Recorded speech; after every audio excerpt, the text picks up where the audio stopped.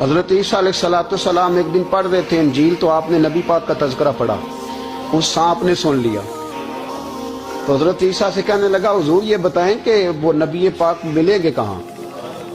تو حضرت عیسیٰ فرمانے لگے کہ مکے میں آئیں گے اور مدینے میں رہیں گے۔ تو کہا ملاقات کیسے ہو سکتی ہے؟ فرمایا چلا جا مکے۔ تو وہ سانپ 600 سال غار ثور میں، اس نے 70 جگہ پہ سوراخ کیے۔ کتنے سال بیٹھا رہا؟ بول کے بتائیے۔ آپ 6 گھنٹے بیٹھ کے دکھائیں، سوال ہی نہیں پیدا ہوتا۔ ہم بڑے کمزور ہو گئے، ہمارے لیے معاملہ بڑا اور طرح کا ہے۔ ہماری مرضی کا کوئی بات کرے تو ہم اس سے راضی ہیں، انتظار کرنا اور یہ سارے کام کرنا یہ تو بڑا مشکل معاملہ ہے۔ 600 سال وہ سانپ بیٹھا رہا، 600 سال اور 70 اس نے سوراخ کیے غار ثور میں، لیکن وہ بھی عاشق تھا نا۔